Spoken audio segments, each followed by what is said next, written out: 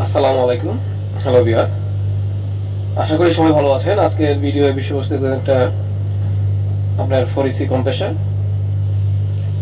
এটা আমরা দেখাবো আজকে কিভাবে আপনারা একটা কম্প্রেসারের হিম্যাক চার্জ করবে। এই একটা কম্প্রেসারে বাল্ব খুলে প্রেশার চেক করবেন। প্রথমে আমরা প্লাস্টিকের ডেড কেপগুলো খুলে নিলাম। সার্ভিস বাল্বের বড়টা সাকশন, নিচেটা চিকনটা ডিসচার্জ সার্ভিস বাল্ব, আর উপরে যে ক্যাপগুলো লোহার ডেড ক্যাপ, এগুলো দ্বারা আপনার লাগানো থাকে সাকশন এবং ডিসচার্জ দুটোর মধ্যেই। আপনারা জানেন যে আমি এক হাত দিয়ে ভিডিও করার কারণে, এক হাতে খোলার কারণে আমার হাতে একটু ব্যথা পাওয়া হলো আর কি। যাক, তারপর আপনারা যদি ভিডিওটা দেখে কিছু শিখতে পারেন তাহলে সার্থকতা। প্রথমত আপনি দেখলেন প্লাস্টিকের ডেটকে দুটো খুলে, তারপর লোহার ডেটকেগুলো খুলে আমরা কি করব, ডাবল গেজ যে ম্যানিফোল্ড আছে মিটারটা আর কি, ডাবল গেজ মিটার প্রেসারের, আমরা সেটাকে কি করব, পাইপগুলো, হোর্স পাইপগুলো সাথে কানেক্ট করব। এই যে এটা হচ্ছে হাই প্রেসারের, আর নীলটা লো প্রেসারের, হলুদটা হচ্ছে চার্জিং এর।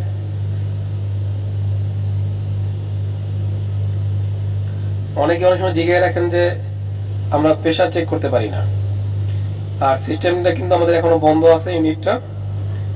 আর আপনারা রানিং ইউনিট থাকা অবস্থা করতে পারেন, কিন্তু সতর্ক সাথে করবেন যাতে ফ্যান যাতে কোনো সময় আপনার হাতে না লাগে।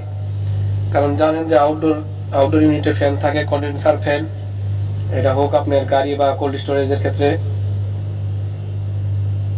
এখন আমরা দেখাবো সাকশনটা, ডিসচার্জটা লাগানো হয়েছে। যদি কেউ কোনো কিছু না বুঝে থাকেন অবশ্যই কমেন্ট বক্সে কমেন্ট করবেন, আমরা চেষ্টা করবো তার উত্তর দেওয়ার জন্য।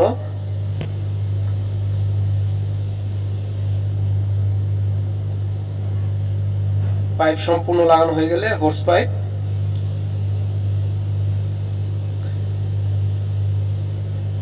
হালকা করে টাইট দিয়ে নেবেন, কারণ আমাদের হোর্স পাইপগুলি পুরাতন হওয়ার কারণে ওয়ারিং ক্ষয়প্রাপ্ত আছে। এখন আমাদের কাজ হচ্ছে, দেখতে পাচ্ছেন যে এখানে গ্যালন আছে, গ্যালন ভাল্ব ঘূর্ণকের গ্যালন থাকে, সেই গ্যালনগুলোকে একটু লুজ করে নিতে হয়। যদি আপনি গ্যালন লুজ করে না নেন, ওই গ্যালনের ভিতরে ওয়ারিং থাকে, ওয়ারিং, সে ওয়ারিংগুলো আপনার কি করে আপ আর ডাউন করার কারণে লিক করে। কেন লিক করে? কারণ আপনার সার্ভিস বাল্বগুলো কিন্তু জং ধরে যায় সাকশন বাল্ব হওয়া থাকার কারণে।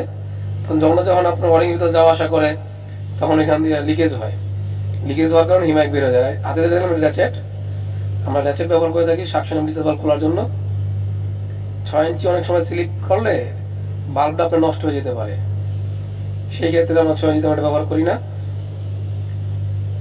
আমরা একটু মিটারটাকে দেখেন, মিটারে কিন্তু প্রেশার এখন 0 আছে। আমরা দুইটা একটু একটু করে খুলবো।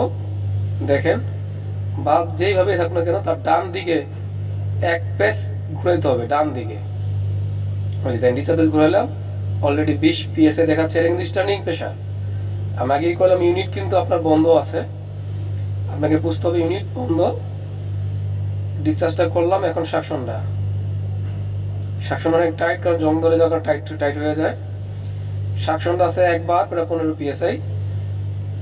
এই সিস্টেমে হয়তো আপনার হিমায়ক লিকও থাকতে পারে, কারণ আমাদের ইউনিট সিস্টেমগুলোর মধ্যে 50 থেকে 80 বা 100, গরম সিজনে 150-200 PSI পর্যন্ত প্রেশার থাকে।